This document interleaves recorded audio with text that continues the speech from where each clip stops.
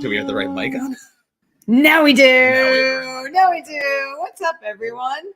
During the I'm, like, black stuck in screen, between Perri was just these. standing up, like in front of the camera. I'm like, "Are you gonna stand this whole?" No, it was like my Blair Witch moment. Oh, God. Well, you were facing the camera. You would have to turn around and do it. We can do that one. Should time, I yeah. do that like the entire show? No, we should do that sometime. We should pick Just a like- time when no one was gonna know, and we're just Okay. facing the other Now way. everyone's onto it, though.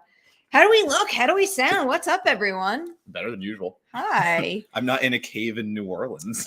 Well, yeah, I know. yeah, we're in a better situation than we were last week, but you had a good time and it was well worth it, no? Yeah, it wasn't a trip.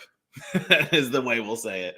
I had like 5 reviews up now at least, so like Oh wow, it was worthwhile at least production wise for What work. what did you see in review so far? The big thing. I mean, I finally got to post Black Black Phone, Phone? so I got a Black Phone review Can I out. talk about? I'm allowed to talk about it. If you could talk about it, I can Yeah. talk about it. Yeah. It's so good. It's so good. It's phenomenal. It's going to be one of my top. Oh, my phone is also not. It's on hard Do to say Not halfway Disturb. through it's going to be like my favorite horror movie of the year, but I can tell you it's right up there with like X and a few others. Yeah. that I don't think they're going to go away. I think that's pretty solid for at least Okay. like top 5. It's pretty. Those kids are incredible. I guess just really quickly, what else did I really like? Sung Kang's directorial debut. Mhm. Interesting. Oh my god, I remember bringing that up with him Yeah. during a Fast and Furious interview. So literally, he directed this like really cute and adorable relationship comedy between 2 girls, and they are friends, and one gets bitten by a werewolf, and there's Huh. also zombies, and there's also like it's just really nice. I don't know how else to say it. Like definitely gateway horror, definitely stuff that's like pretty face value. Okay. But the performances are fun. It has this like nice charm about it all. So like I don't know, it's just really sweet, and I didn't expect that going into it. So Sung Kang made what a did you really say it cute was movie, called? Shaky Shivers. Shaky Shivers. I feel like I heard some stuff like beyond you, like just like Twitter people talking about It's- that. There is Shaky a cameo Shivers. in Shaky Shivers that I will never forget. Let me just put it that way. Okay. Well, now I'm intrigued. And then I guess I'll shout out The Summoned. I posted a review of today, and it's just a really cool throwback, like throwback to the 80s where you would Mhm. watch a Barbara Crampton or Jeffrey Combs movie, Okay. and you can tell exactly who they would have played in this like uptake version. And it's Hmm. just people go to a self-help retreat, turns out to be not very helpful for them. Turns Never out would have guessed. exactly like there is definitely like the Jeffrey Combs-esque host of the manor, Okay. and he is like driving people apart and making them go crazier. So like it's a really cool morality tale. It's a really cool little story. So a lot of good indie horror just on the horizon. But Overlook was productive, I guess. I would say. Okay. Yeah. I like hearing that. We can't get into any conversations without you showing off your shirt also, because I'm completely distracted by how cool it is and how just like wildly jealous I am right now.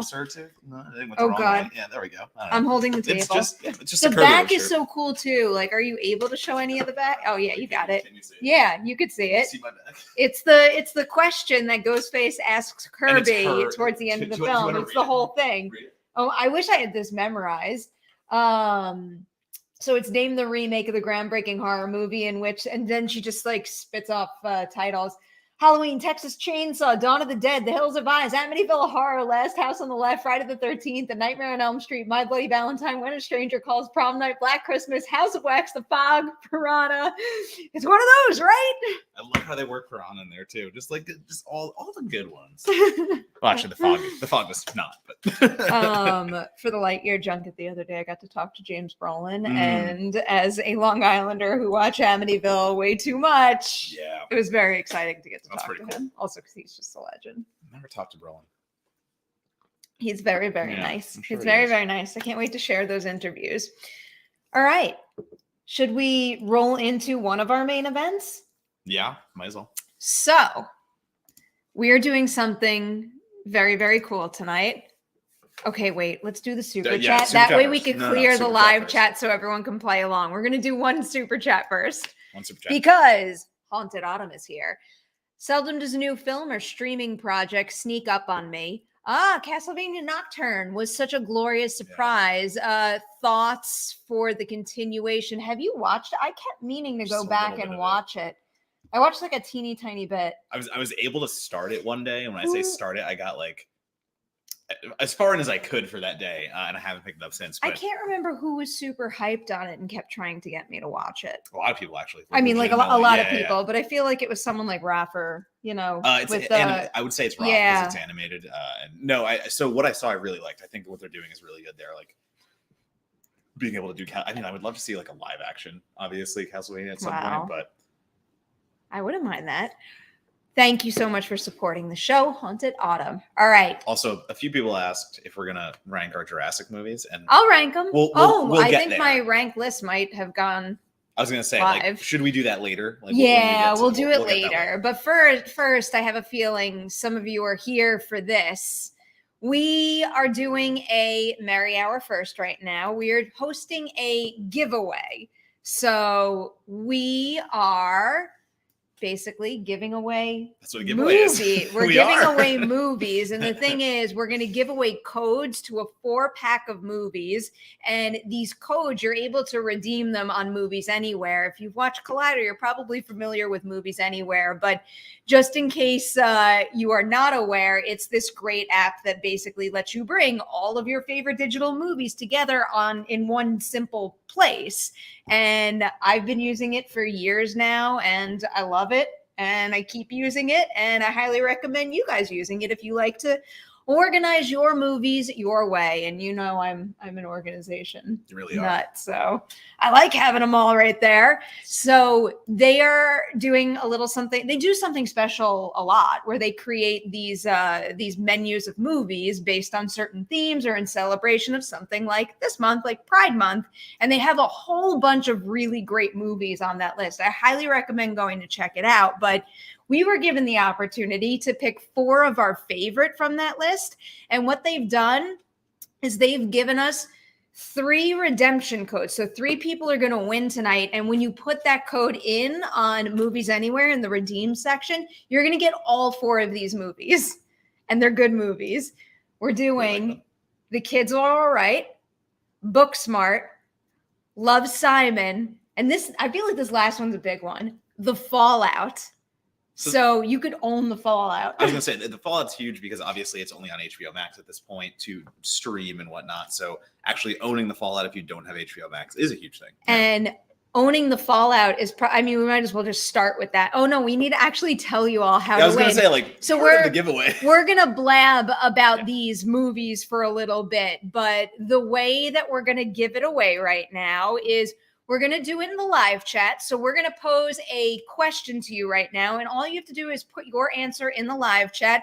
We'll probably read a whole bunch of them out because we really like the question we came up with. And it's a nice sentiment. But we will randomly pick 3 winners live here on the show. I do highly recommend going on Twitter and following the 2 of us so that we're able to find you after and actually send you your prize if you win. So keep that in mind.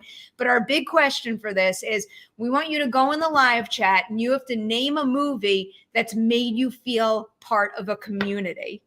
Okay? That's what you have to do. So get on it, start putting your answers in.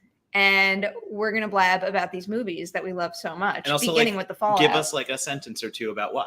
Tell us the movie and tell us a sentence or 2 about why. We want to hear why you're part of it. I thought that was assumed. Why you felt. Well, I'm just making sure. Listen, can't assume things these days, Perri. That is very true. So The Fallout, you guys have heard us talk about this quite a bit. Much. We haven't stopped talking I know, about it. ever since South by Southwest, right? Yeah. Mm-hmm. The Fallout is exceptional.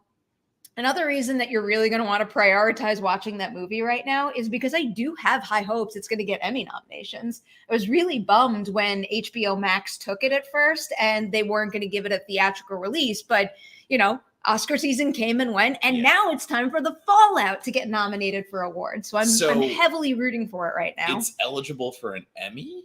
Yeah, for the movie one. Okay. I am so far out of the loop on the Emmys. I'm just literally, I was just wait. There's a million Emmys categories. So wait, there's an Emmy category. So it would be up for best drama?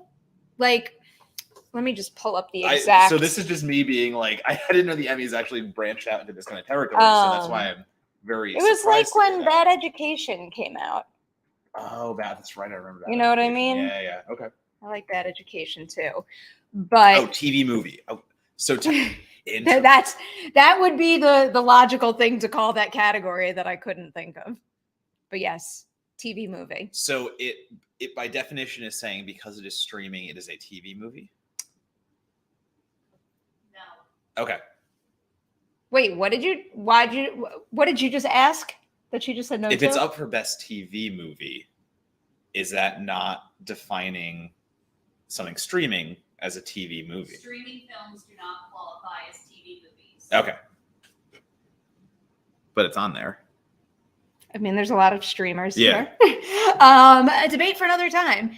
This movie is exceptional. I'm rooting for it. Do you want to share some brief thoughts on the Fallout?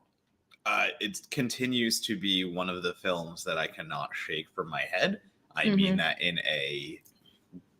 it's all positive. It is one of my favorite movies of the year. It's also something that I wouldn't rewatch over and over again, especially because it is so relevant and continues to be so relevant because it is about a school shooting and it's about from the kids' perspective and going through this and how they bounce back from it and how impactful these events are on people.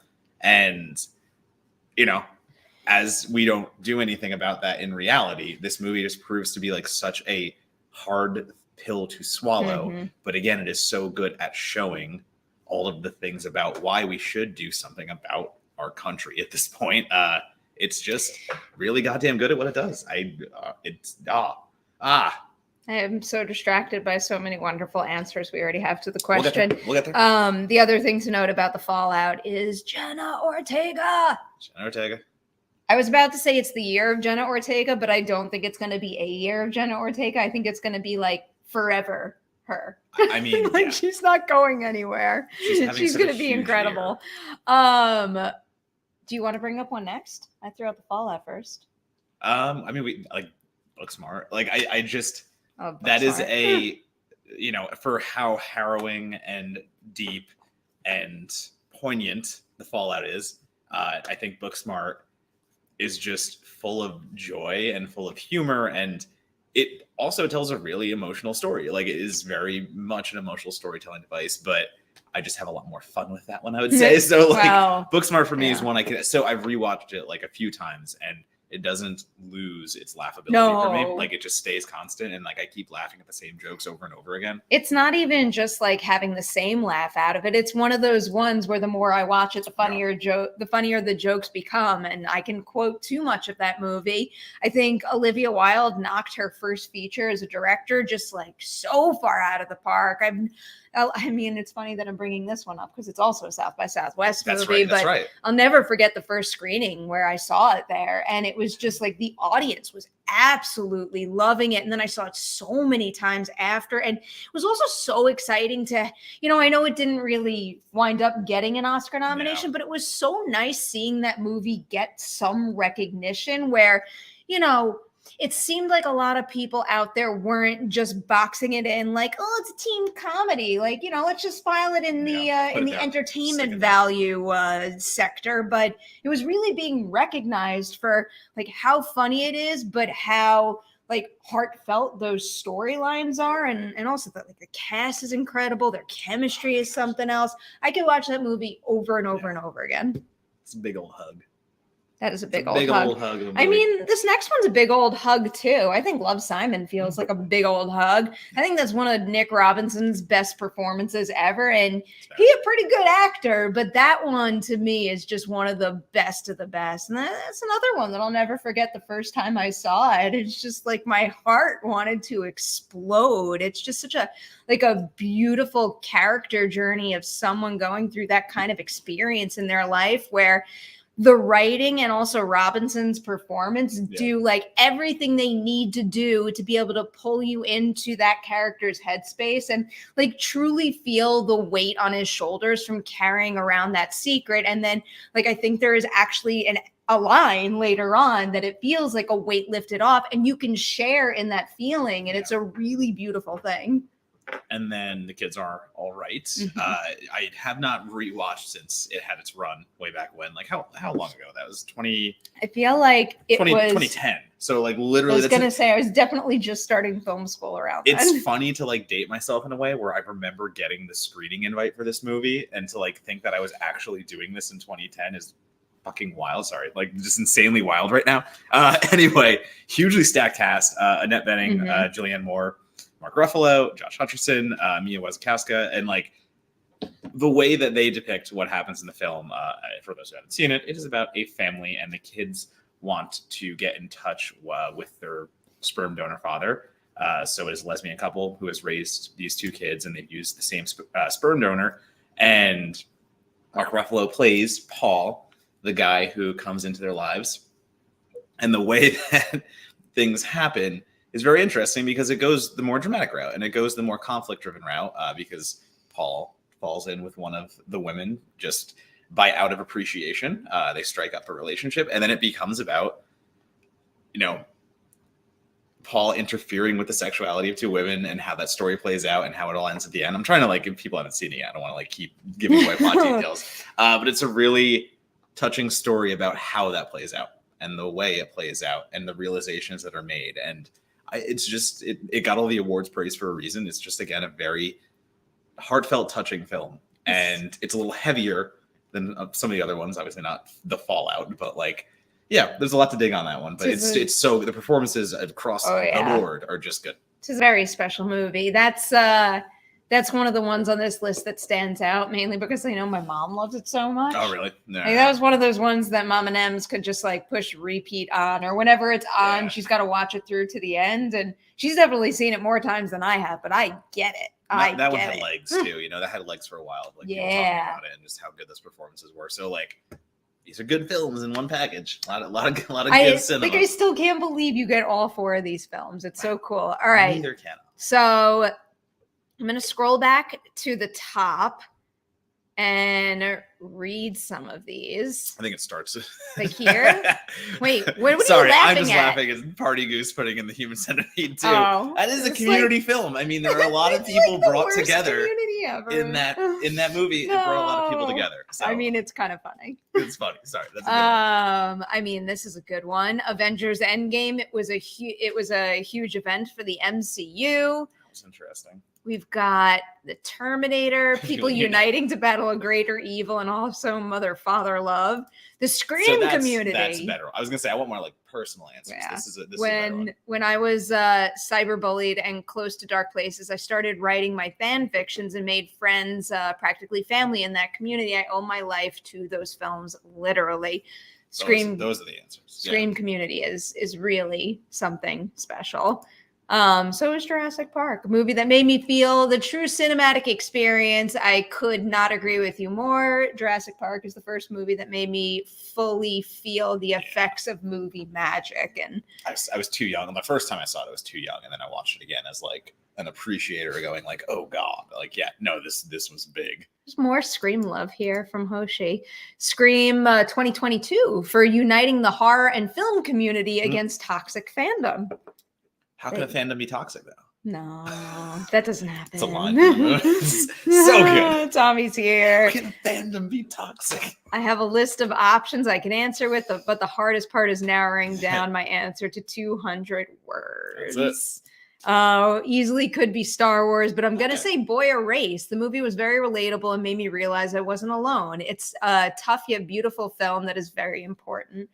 I quite like that answer. We also have Jeremy here, the Karate Kid, because once Cobra Kai came out, I felt more of a community involved thanks to my love of the original films. That is very, very true. The Cobra Kai Karate Kid community is mighty strong right now. It's interesting too how like a reboot can kind of do that, and how years later, you can have this love of one thing and then everyone else jumps on board, and it feels like, oh, wait, I'm not alone here. Yeah, Cobra Kai does that in a really effective way because Cobra Kai is a show that kind of like rekindles the excitement of original fans who are watching the movies when they came out, but also it's got the power to bring in new, younger audiences, and then every single generation can wind up sharing it together. I think it's great. We got Coda because it was my first Sundance, and everyone was just buzzing and talking about that movie and gushing about it together. Such a fun feeling.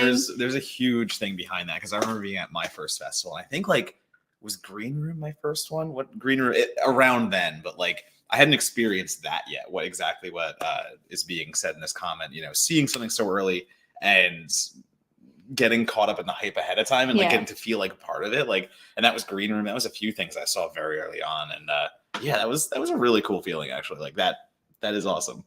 Green Room's so good too. For different reasons. I know. Love Simon. I love that movie so much. As a kid who discovered he was on the autism spectrum, as a kid, I actually identified so much. Sobbed both times I watched it. I cry every single time I watch that movie as well. So you're not alone there. Oh my God, jumped all the way. Sophia, so much.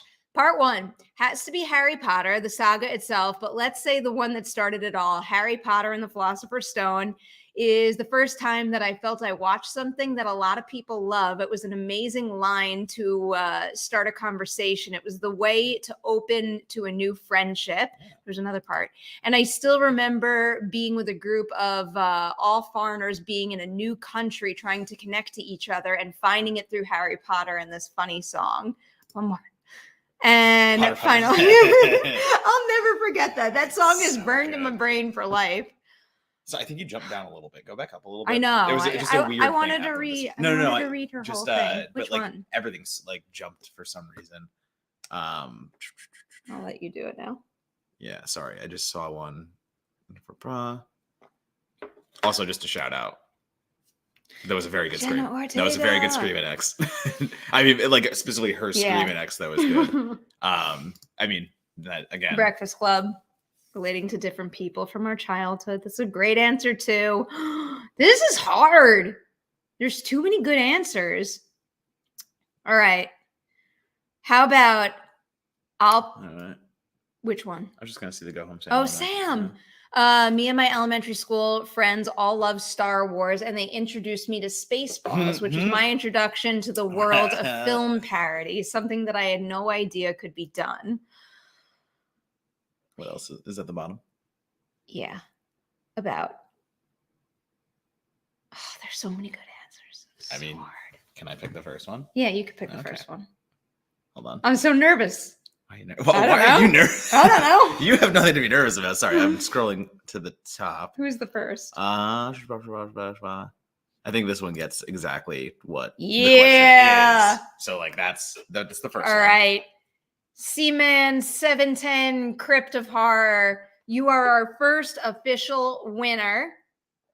We obviously have proof that'll live on this YouTube channel for forever, but And we'll find you too. yeah, We will find you. tweet at the two of us Yeah. with your name on YouTube, and we'll make sure you get your code. So that's one.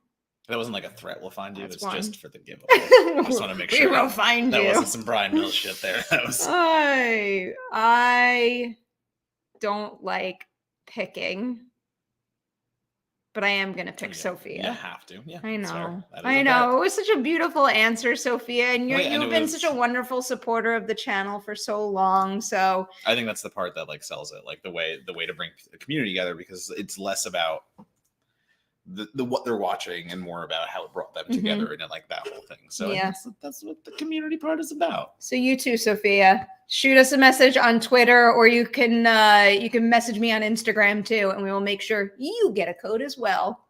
And then Should we let Amelia pick the third? Amelia, did you hear any of that? No. All right, you pick the third. I'll pick the third. Kind of. So I'm between two. We're not playing favorites here. We're not playing favorites at all. I just the answers themselves have stuck out to me. Okay. And again, just like going for what we're doing here, I think going for what the answer or question was. I knew you were gonna go for. Again, like that's the whole thing about finding yourself in a community and like seeing something in film and realizing I am not alone. Like, You that's important. shortened your It's name huge. on here, JG Cars. Message us, Twitter, Instagram, wherever you can get at us, and you will be our third and final winner. So that is it. Thank you all so much for sharing your experiences, your favorite community movies. We hope the three of you enjoy all the movies that you just won. And to everybody out there, go check out Movies Anywhere if you are not already using it. It is a cool service, and hopefully we get to do more of these in the future. So 3 winners right now, but hopefully more winners down the line. Also, shout out to whoever put human centipede too. Oh, yeah. you made me. You weren't smile. getting a prize for that, but no, it's no, funny. No prize, but you gave me a big old smile. That's your prize. all right. Where are we at here? Did we miss? there- We only missed the so, one one super super chat. chat. Yep. This because the Jenna Ortega one we got to. John Lee, Everything Everywhere All at Once, highest grossing A24 movie of all time. Even though The Boys season 3 hasn't ended yet, this season has been amazing. Can't wait for season 4. Where do you guys think it'll go in season 4? Do you know because you've read it?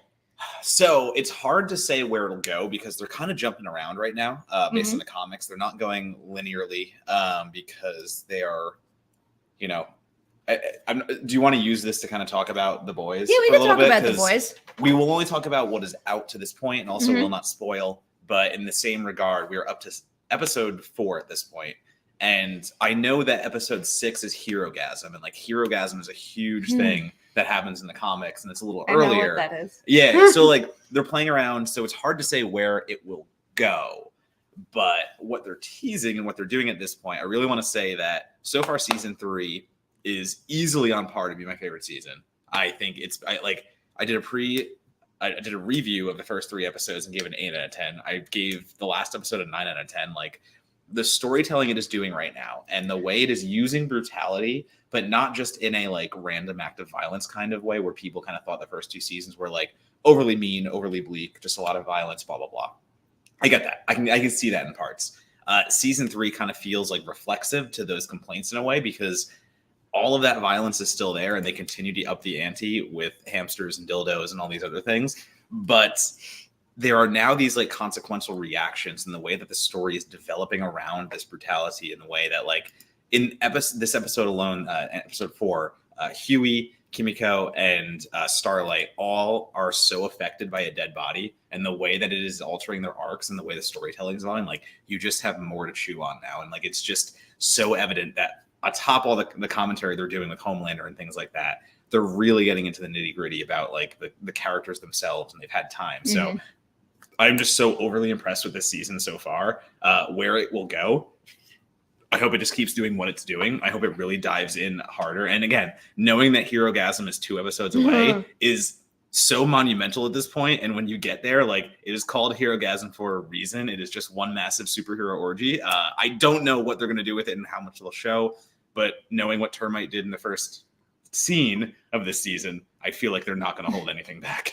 It's so difficult to talk about this show because if you watch my review, you know I've seen the whole thing. So like as you're explaining, you're like Herogasm, you I'm know like, where you know what's like, happening. that's a You know pretty what's going to accurate come. description. There are certain visuals from that episode that are seared in my brain, but Oh my yeah. God, I can't wait. I cannot wait. I'm with you. I'm loving this show. It is just so outrageous, and I can't get it's outrageous with a purpose, and that's what really excites me about it. I just love movies that like take big, seemingly heightened swings, but really they're just getting at our own reality. 100%. And like to just bring this up, like I don't see the show adapting the comics original ending. I will say once again, like the comics original ending is so goddamn bleak.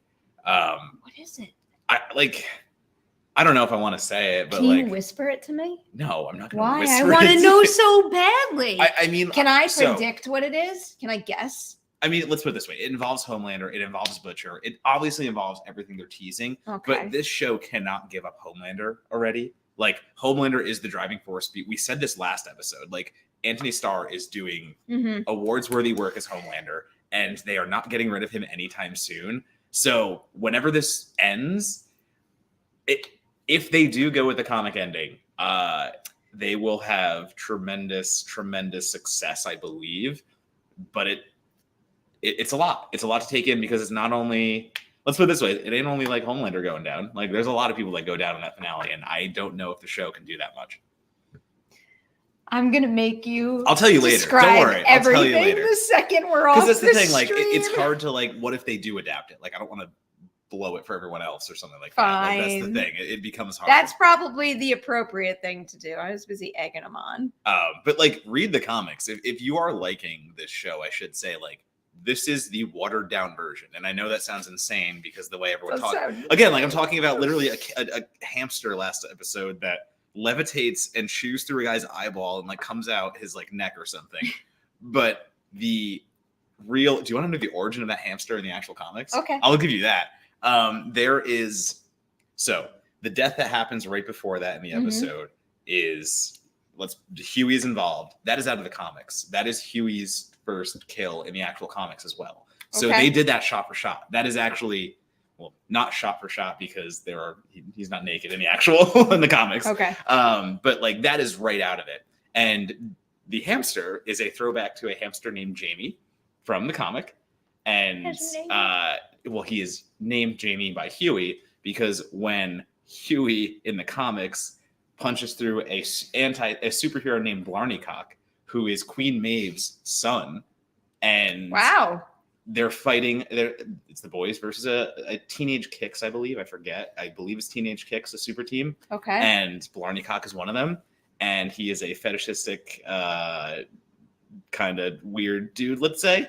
And when Huey kills him, Jamie exits his rectum. And Huey then takes Jamie. Sorry, I believe it is a different name at the time. I just love how awkward but it is like that you're literally describing all this. so that is the callback in this episode. Like it's so innocuous in the way Okay. that like cool, that's like a hamster with superpowers. Yeah, well, yeah. that hamster had a different origin in Well, the comics, well. and it crawls out of Blarneycock's butt.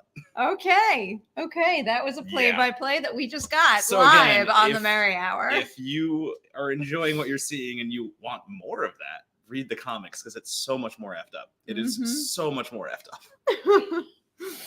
All right. Annabelle's here. What's How up, you dude? doing, Annabelle? Hello and happy safe weekend to all. My beautiful broken brain would be my choice, especially after head trauma I experienced. Oh, yeah. Totally relatable. Yeah. Thank you for sharing your answer as well, Annabelle. I hope you are doing well and enjoying the show tonight. Talk about more Nope. hamster butt. No? Nope. Okay. Oh, I meant like nope, like the trailer. Oh, Nope. I thought you were shutting down my hamster. No, talk. I No. was not. You I should was not. anyway. I mean, we That's could fine. keep talking about the hamster if you want to. Is there more to that story? Not really. He becomes he also- becomes Huey's hamster I and pet keep- the entire time. It's great. So- It's wonderful. Here's like a non-movie TV related thing. I keep looking over your head because there's Okay. like schmutz up there or something. Like, see where it's dark over there? Yeah. And I keep thinking there's a spider because the other day No. there was a spider. I shouldn't be saying this while both of you are here. I You're don't know if you're jinxing not this. comfortable around bugs, but I'd rather there not was be. there was a spider on the wall, and it like wasn't like super scary, but I don't know, I've been feeling really guilty about killing spiders lately, and I couldn't like cup it and take it out, so I just left it. And I it's used to do that. very out of character for me to just leave it. Like usually I can't sleep unless I know I've taken it outside. But now I just think that spider is everywhere. I This mean, has been going on absolutely, for like yeah. 4 days, by the way. This wasn't like earlier today. There was there were actually a few times in my old apartment. Like spiders were just more common. It was not the most upkept apartment, not by mine, but like the actual apartment Yeah. itself was old. The floorboards did not match. Like you were just asking for it, and like literally, there were so many spiders that would come in, and I would just shoo them out my door, and it was great. They just went out, and there was a few times though I would like it'd be in the top corner. I'm on this side of the room, and I'd look at it and be like, "You stay there, I'll stay here, and we can live in peace." And we did. We All lived in right. harmony. Well- Never became a bad thing. I'm gonna keep thinking about that when I Mhm. get nervous that he's around here. Once Sensei. again, Sensei enlightening us all. Thank you again, Annabelle. And like the hamster thing isn't even the worst thing in the boys. Like that's like commonplace. Oh, like that's just commonplace believe boys. it. Sorry. I'm just I need to go reread them actually I now that I believe want it. to. All And I'm right. gonna I want to hear about Herogasm. I think later. we need to get to some Jurassic talk Oh, very so- soon. so- Well, You're right, because you're right. like we got talk real spoilers, and also you need to give everybody your non-spoiler review as well before we do that. But first, what did you think of the Nope trailer? I am happy because I do think Jordan Peele is messing with us again. Of course he is. I know of course he is, but it's just clear now that it can't just be aliens. Yes. And that is what excites me about that last trailer. The fact that it is so heavily flying saucers and is so heavily prominent, but we still get that one shot of the woman in the crowd at the, the rodeo scene, and her, whatever she's wearing over her face, her veil goes up, and it just looks like this weird ghostly version. So I know that was out there already, but now like getting that shot with the rest of that trailer, I'm like, yeah, we're not dealing with aliens here. I'm going to go with some kind of government conspiracy yet again, that they're using UFOs to cover up somehow. And it's going to be something really messed up, like conspiracy wise. That's where I'm going to veer. Like faking the moon landing type of thing. Kinda. Yeah. Like, And, like unsuspecting people in the middle of a movie set when they don't realize they're on a movie Yeah. set type thing. But like real nefarious stuff too. Yeah, yeah, like yeah. I want it to be like the government, like using that town and somehow like picking people and then like them experimenting on them, but using aliens as a guise to like experiment, like something like that. Okay. I think that's where we might go. It's literally just watching a movie about people being experimented on. Oh, So really? now that's like in my brain. Seared in your brain. In my brain. That trailer. You talk Go for it. That trailer looks great, though. It looks phenomenal. I'm with Matt. Like anything that I think I know from that trailer, I know is not going to pan out because this is a Jordan Peele film, and he's done that time and time again with his promotional material. But I don't really care because everything looks so good. Like there is so much A+ shot composition, and the colors pop so much, and also Keke Palmer somehow manages to be electric in a 3-minute trailer. Like, how does someone exude that much energy when your performance is chopped up to suit a trailer? Something else. I think all of them do too. Like that's the thing. Like you get a sense of all those characters just from that trailer, which doesn't always happen. She in particular, has just like this infectious energy about her that I could not get enough of. I was also able to talk to her the other day for Lightyear, and it was so, you'll be able to see when I release the actual interview, but it was so, like, I liked Lightyear. It was so hard not to make it an entire conversation about human resources, though. Oh, really? It's so good. I love human resources. There's a lot of people tormenting us about spiders right now. Oh, great. Thanks. Underrated spider movie, though. Yeah, no, that one's underrated. I enjoy it. Yeah, it's fun. It's very dumb. Very fun. Oh, of course. But yeah, I like this too. Like, honest to God, like, yeah. I think that's where this is like could possibly be going, like in this film. But I would love that if that actually came together.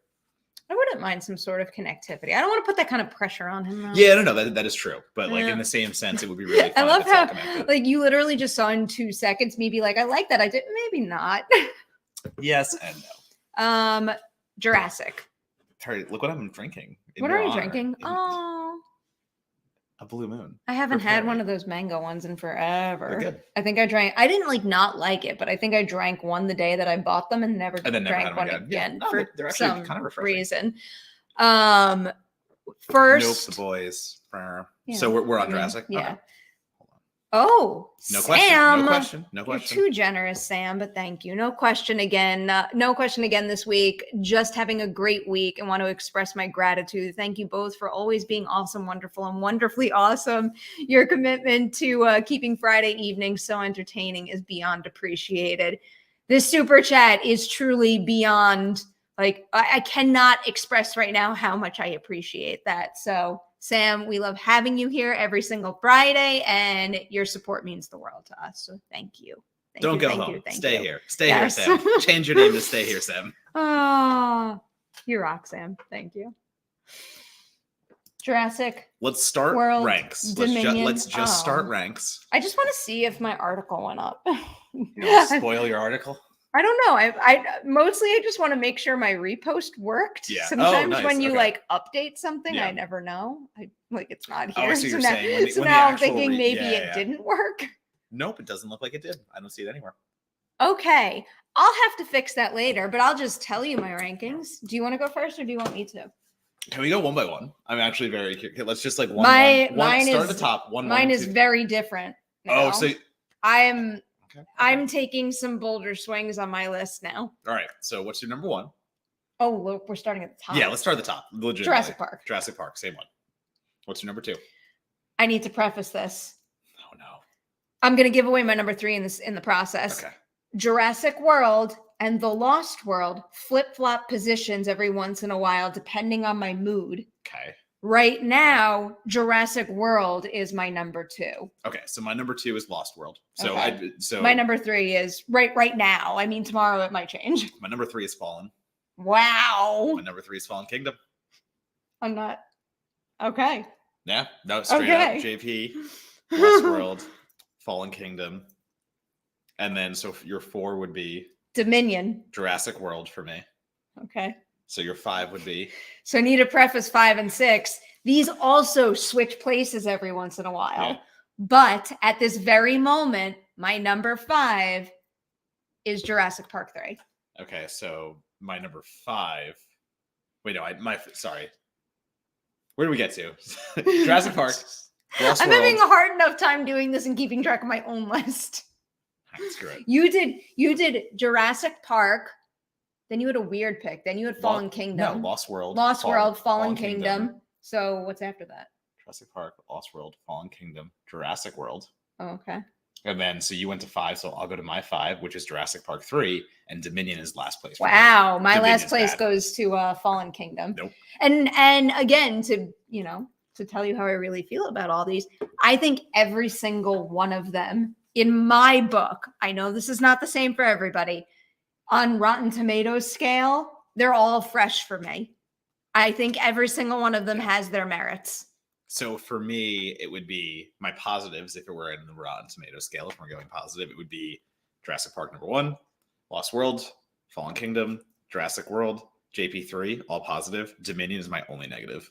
Okay. That actually, so walking out, can I lead into my non-spoiler thoughts? Yes. Walking out of Dominion, my immediate reaction was, it is sloppy. It is overlong. I think the VFX do not hold up. But the nostalgia is very fun that it does, and the way bringing all the characters we know and love, they bring them back, they unite in the new story. And I smiled a lot at that stuff, like the Goldblum doing his thing as Ian Malcolm, and especially like the Dilos, the Dilophosaurus scenes, like all that stuff. Shortened Dilophosaurus. 100%. I'm not going to say any of these dinosaur names, all right? Like, I can't believe I've been able to contain myself during your entire review thus far, except when you said that. It's fine. So, and again, like the Dilophosaurus stuff, like, that all worked for me. I'm not saying this movie is an outright, like, just atrocity. I think it's getting a lot of hate that is undeserved. But in the same respect, the next day, when I actually had time to think about it, my review went from, like, the passing 3 out of 5 to, like, a 2.5 at best. Because all of that nostalgia, when it fades, for me, it just is a glaringly bad movie. I strongly disagree with a lot of what you said, but I also am not going to sit here and tell you this is the conclusion to the new trilogy that I was waiting for. Like, I know that certain story it's like, in a lot of cases, one of the broadest things that I could say about this movie is that it is absolutely, like, riddled with missed opportunities, where over and over. So many little threads that we see here. I understand why they're going that route, and I think they have great potential, but either they botch them or they're just not as strong as they could be. Yeah. I was a lot higher on it after walking out my second time. I really do think that the pacing is spot on, where I enjoyed the ride the entire way through. I was bored for a lot of it. I was definitely never bored. I was bored for a lot of it, and that's what lasted more for me. Like, realizing how the lulls hit me more than like the high points. I'm so curious to know what you consider lulls. I will absolutely get into it. Like, I'll absolutely have specifics and stuff like that. I do want to say one other thing to respond to something you said that I agree with. Like, you guys know we welcome all opinions on this channel when they are conveyed respectfully. I'm a little shocked by just how vicious a lot of the responses to this movie are. It does feel in general a little like mean-spirited and overdone, or, I don't want to give that, blanket description to everybody who doesn't like Dominion, because a lot of you I know don't like it, and you've very respectfully conveyed your opinion on it. But I think there's a couple things that I've seen over the past week that, like, cross a very unnecessary line to cross. Like, to me, the few things I think it starts in Fallen Kingdom. I think this is all spillover from Fallen Kingdom, where people were going to have a preconception anyway, because I saw a lot of tweets that were like, well, of course this movie sucks because Fallen Kingdom is one of the worst blockbusters I've ever seen. And once again, it's like, I argue that, like, vehemently, where I'm like, how many movies are you seeing where a movie like that is the worst thing you've ever seen? I don't get. I will admit that. Like, some of these responses feel like they think that this movie is as bad as Independence Day Resurgence. And I saw worse than that. I literally saw people say, like, it was one of the worst blockbusters in the last decade.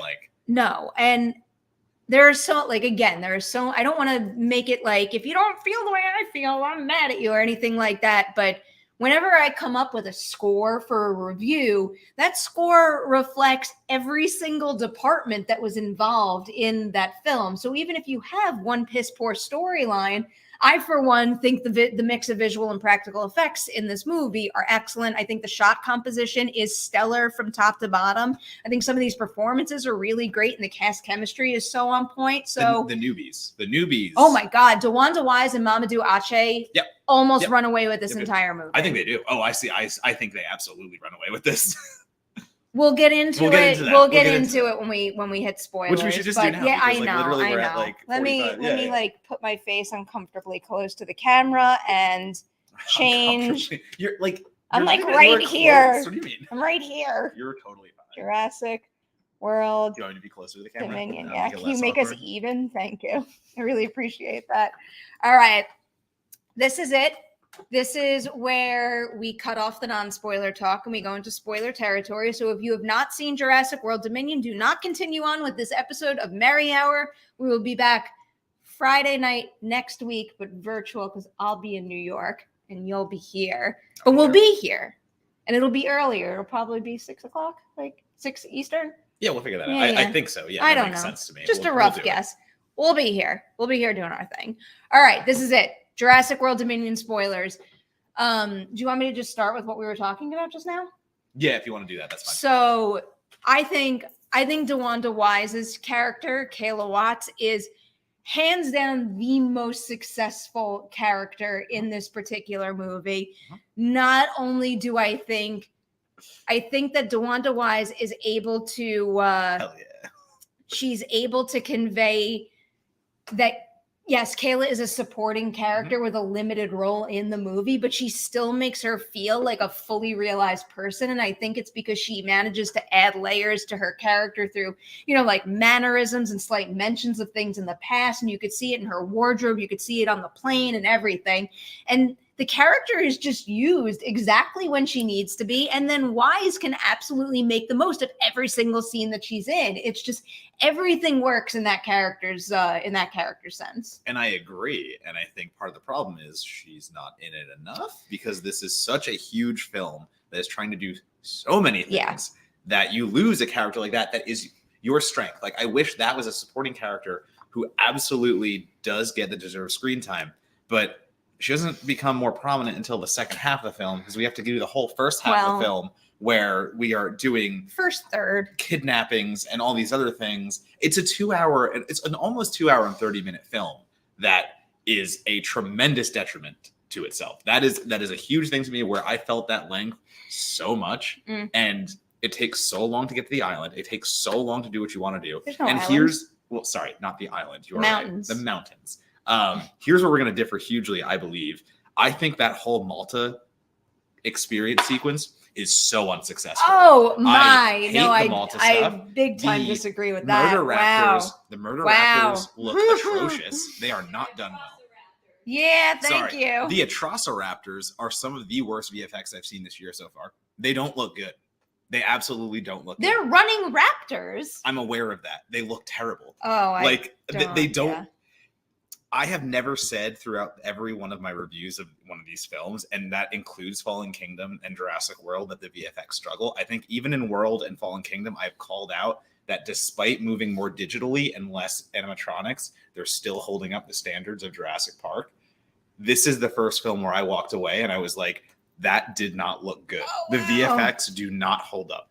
Absolutely do not hold up. And that seems specifically because they're trying to do their Mission Impossible. They're trying to do the Jason Bourne shit. And Colin Trevorrow cannot film that action. It does not look good. I was so out on that scene. I was so out. I mean, I don't know what else to say other than I just hugely disagree with that. I thought it's fair. I thought that whole set piece moved really well and had a lot of really engaging layers to it where, I was very much invested in Owen's, runaway on the motorcycle and what the Atrociraptors are able to do. And also like the evil people in the mix over there and where they all are at the time. And you have Kayla and Claire doing their own thing. And then it all comes back together in a really thrilling set piece where the plane takes off. And I don't know, I thought the effects looked great. And another big part of the reason why I like that particular sequence so much is because it does something that I think the entire movie from top to bottom should have done. It gives us a sense of what life with dinosaurs is like. It's a very specific sense where you have this, underground crime area, but like I could have hung out in that underground area and seen what people were up to and the dinosaurs that they had in there. I could have done that for hours.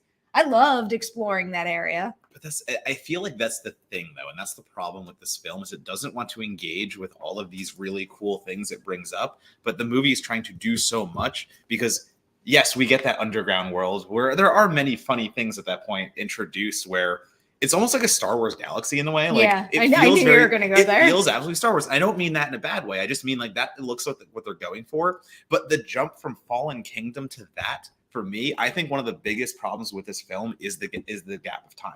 I think that they did nothing to bring us into this world. And I feel like that is a huge storytelling device that doesn't work because they throw you into just where we are. And it just makes you accept of all of these things that we get to. And like, I think that is a huge, at least to me, from my perception, is a storytelling device that does not work because none of this is earned. So many of the stories, so much of the fan servicing is not earned. I waited 30 years. I know you waited 30 years to see some smooches, and that is fine. Yeah. The smooch is fine. But that is 2 minutes of a 2 hour and 30-minute movie. No, there was a lot of fan service that I thought worked, and then there were other things that disappointed me, but I can see a world where maybe 4 years since the destruction of Isla Nublar might have been unnecessary, but you can't have the movie pick up right after the dinosaurs break out of the mansion because they need to get further out into the globe to actually make it Jurassic World. They need to deal with the destruction on Nublar to actually get them off the island. And as they say at a point in the movie, the Rex only got off the island recently. The Rex only arrived in that facility right before Alan and Ellie do. I'm aware. I feel, and I mean, the locusts being the fucking scourge of this movie. Holy shit, that was such a swing and a miss for me. Swing and a miss. I can argue on both sides for the locusts. So you have the conversation. I'm gonna drink. You argue yourself here. So on the one, I could argue. On the one hand, I walked out of my very first screening of the movie being like, why did I just watch a story about locusts and not dinosaurs when it's Jurassic World Dominion? I still, even though I'm about to make excuses for it, I still don't think that was the smartest road to go down, and it didn't work as well as they probably intended. It's actually so funny. Sorry, it's just a very funny comment.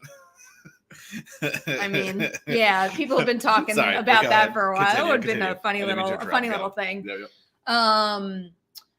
So why the locust idea does work, and it feel like, especially if you're going to set it 4 years after Nublar, it does make sense because, on the one hand, it makes Ellie a more important active character because she's the paleobotanist, and I think that she's always been even in the first movie, it's like lilac berries. Of course, the trike is sick, and nobody really cares. No one in that park really cares if the plants are what they should be. So I like how that gave her a sense of urgency and made her the leader of the mission. I think it was about time something like that happened. And also, I do like the visuals of the locusts. That was something out of a horror movie to me.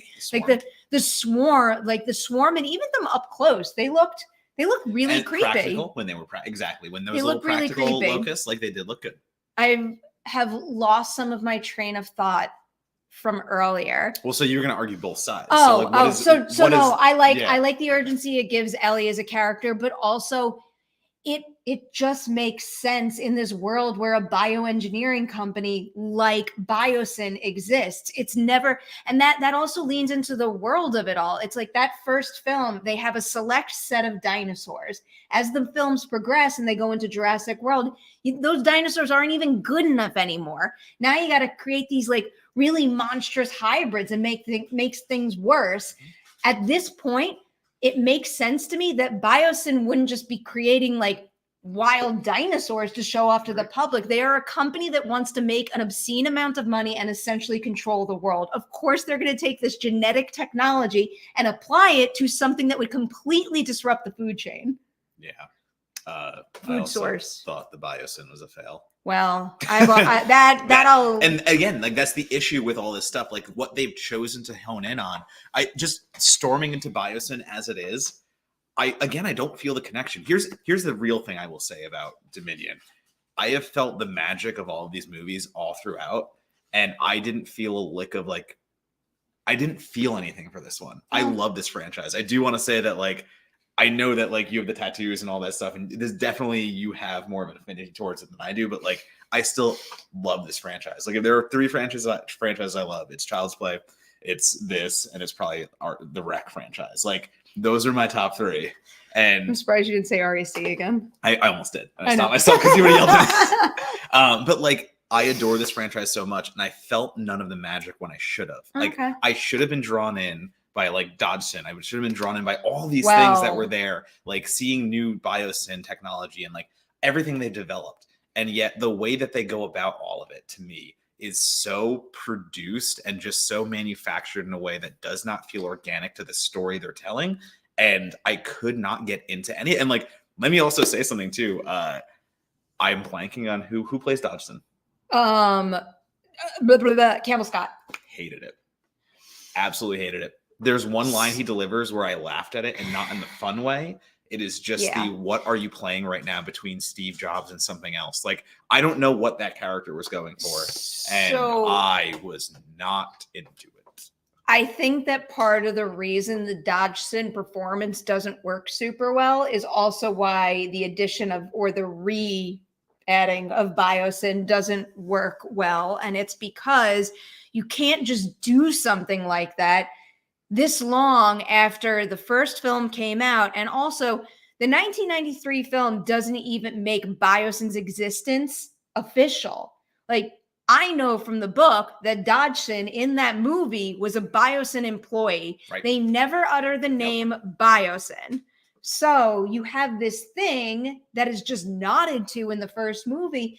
And then all of a sudden you're going to throw it back in this many films later and act like, and make it so huge. Like, that's the thing. It's just like, it's the meat of this movie. And you're like, it's a very strange thing to me to have included it that way, because you only include Biosyn because it exists in 1993's Jurassic Park and in the book. You completely take away from the value of putting Biosyn in your movie if you don't actually add to Biosyn's story for people like me who are big fans of the source material and know about, like, I can fill in some of the blanks, but that doesn't create that magic of seeing Biosyn back. But then on top of that, not only do you not serve the longtime fans well, but you're not serving the newcomers who have no clue what Biosyn is, because who is going to make the connection between this version of Dodgson and the person that met Nedry at the cafe? It's literally like, it's the whole like, Dodgson, we got Dodgson over here. Like, why do we give a shit? Like, literally, why do we give a shit? And like that, I just feel like it's such inept storytelling to get from Fallen Kingdom to here, and how they do it and what they do. And like, I actually think something you said before, like, you have to make the jump of time so we can get to this story and tell it. But I would have been so much more engaged to actually pick up with Fallen Kingdom where I left off, and how those dinosaurs go worldwide. Like, that's the thing. Like, they just do some world graphic where it's like, well, of course the dinosaurs have gotten over here, and they just do a globe where like they're just doing digital arrows everywhere. And I'm like, actually, I give a shit about how the dinosaurs got from North America over to China. I want to follow that arrow and say, how did whatever dinosaur got from here to there? I want that. I want that movie. You know where the movie, I think, should have started? And that's if we want to lean super heavy into Biosyn. Mm-hmm. So I asked Colin Trevorrow about this in my interview, because it's not said in the movie. So I say, just like for your own headcanon, do you know how Biosyn got back in the dinosaur game? Mm-hmm. And he basically said that they saw an opportunity in the fall of Jurassic World. Mm-hmm. You start the movie there. And build a sense of curiosity, and then maybe you can jump ahead. But you need that information, especially when the original version of Biosyn in the book, and also, I mean, in the movie to a degree, it's Biosyn versus InGen. Biosyn is trying to steal their genetic gold so that they can compete. How do you not make any mention of that in this movie? When like they try to do a nostalgic moment when Dodson looks at the shaving cream can, and you're like, Dodson. What is it? Dodson. Okay, Yeah. okay, all right. Sorry, I mispronounced it. Anyway, they do the moment that is again a callback nostalgia and has him looking at it, and you're like, okay, this is what the hell? So again, I don't need to repeat this, but I will. I love that first movie. Who hasn't wondered what happened to the damn Barbasol can? You can't do what you did in this movie without having Camp Cretaceous season 5 having premiered first. And even then, not like nearly enough people, sadly, are watching Camp Cretaceous season 5 for you to include the Barbasol can like you did. Like that to me is an example of a piece of fan service that, again, I mean, it not only does it not serve anyone, but I think it will also very much confuse a lot of people. And that's an issue. That's an issue. As much as like hyper fan, really excited that I can connect all the dots because I've watched the movies hundreds of times and I've seen Camp Cretaceous and I've read the books. Like, that's not enough. I want to be able to have these conversations with people seeing this movie and having just like a casual understanding of the previous films. And you can't do that here. And so that again brings me to one of my biggest issues, where a bunch of the fan servicing to me happens it happens to make people happy. And I know that's why fan servicing exists, but there is a way to do it naturally, authentically. And there is a way where I think Dominion over and over again is just doing what you want to see to do it. It's like, we have to cram all this in here. We have to make sure that you have the romance between our two, like everything that has to happen. And we get that. And once again, I feel like so much of it is unearned because it is crammed in and is trying to do so many things at this point. And like, there is a subplot here, subplot there, and they all have to get to their end by the end of the movie. And we forget about this one for a little bit, and we forget about this one for a little bit. And maybe playing with too many toys in the sandbox because you're introducing new characters. You're bringing old characters back. You're trying to service then Claire's story, which I think Claire's is like one of the best ones at this point. But like, it is just, to me, a failure on too many levels. So story structure wise, I do think that they paved the way quite well to all the characters uniting. Like everybody's situation, I think, makes enough sense. And then when they all come together, like they need to at that point in the movie. I get they need to, but it's just, they just look at each other like, oh, we're all here now. Let's just band together in a Jurassic Park movie because that's what we do. I felt something when that happens, but also some of the best fan service here, I think, is some of the echoes in performance of the original film. Like there's certain line delivery, obviously in particular with Jeff Goldblum, Laura Dern, and Sam Neill, that like it felt true to the character and how they would behave. And it reminded me of moments of the original Jurassic Park. So that kind of stuff I did like quite a bit. But, you know, again, 2.5 hour movie, there's a lot going on. And you're always going to want more of great characters like that. But I'll also add, I do like the romantic capper for Ellie and Alan, largely because they both get there on their own terms. Like they both need to go through certain life experiences in order to like fully embrace the fact that like they are the right partners for one another. Flip side, I don't think Goldblum is doing anything more than playing himself, and he's not playing Ian Malcolm. Well, that's another. I disagree. If you like, I think what Ian Malcolm is missing in this movie is backstory in terms of how he wound up at Biosyn. And also backstory from him going to being on one side to the other side. Like literally he's in Fallen Kingdom arguing against everything that Claire's arguing. And like, then we just jump into him helping. It's just, there's so many things that they didn't care to think about and do and talk about. And that is why this movie fails. I don't think it's about not caring. I think it's about probably some studio oversight mixed with the idea of like you're working with one of the most epic franchises out there and you probably have all these ideas. And it's one of those things where it's such a big production that like literally anything could happen to make your original vision not wind up being exactly what you wanted it to be. So I don't know. Let's end with Mike Joyce here. Is there another franchise that's had a big downturn in quality from the first movie to the last as this one? I will respectfully disagree with you, Mike, but... I mean, I'll agree, but I'm trying to think of a different one that's like fallen that hard. And again, like to me, like actually, it's hard to say it's fallen that hard. Because, Sinister. with the black phone on the break. I mean, it's not like a franchise that's many films. No, it does not. Sinister, 2012 Sinister isn't just one of my favorite It's so movies of bad. 2012. It's one of my favorite horror movies of all time. And I was so excited for that sequel. And it's just awful. Awful. I mean, do we call into...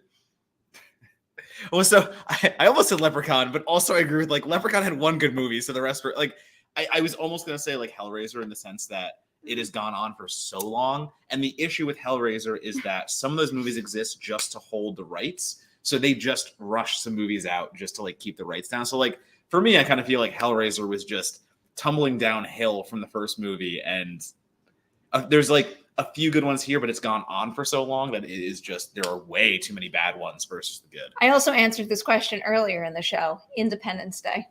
That sequel. So I guess smashed my heart franchise into a I was million trying to go people. longer, Yeah, no, I guess, I but know. like, yeah. Oh, no. The Independence Day, you like that one too, right? That The was kitchen closes in 50 minutes, and I'm hungry. Right. all right. That is it. Thank you all for joining us tonight, and for everybody who participated in the giveaway. I hope you enjoyed seeing everybody's answers to those who won. Don't forget to tweet at us. All right. This is going to be a really quick goodbye because we have to get to a restaurant before the kitchen closes. But you all rock. We'll see you next week with another Merri Hour.